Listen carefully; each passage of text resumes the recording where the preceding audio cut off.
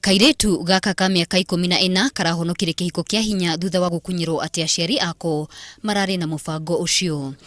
Nilikuwa nasikia tu maneno ya kusema mimi nilikuwa na wazee wakisema nilikuwa naolewa.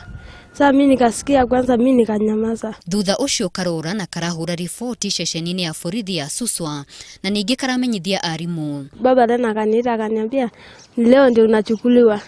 Na unajua sasa hiyo wameshaleta sukari Jumanne. Sasa mimi nikasema acha ndio nichukuliwe. Jioni mimi nikatoroka nikakuja kwa madam. Ikinya riria rinyitetwo mbaru ni obitha wa kurumbuia ciana mwena wa Narok.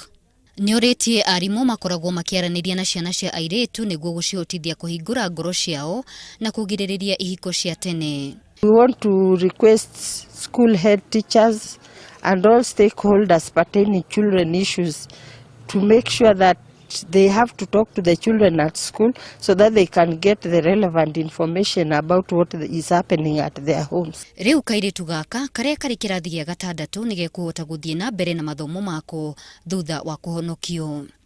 Thirikari hamwe na ikundi ngurani ni ikoretwo ikirua na unduire wa ruriri rwa Maathai wa kuhikithia ciana cia airetu ire nini, undu uria uhinyagiriria ihoto ciao. Gladys Kigo, Inooro TV.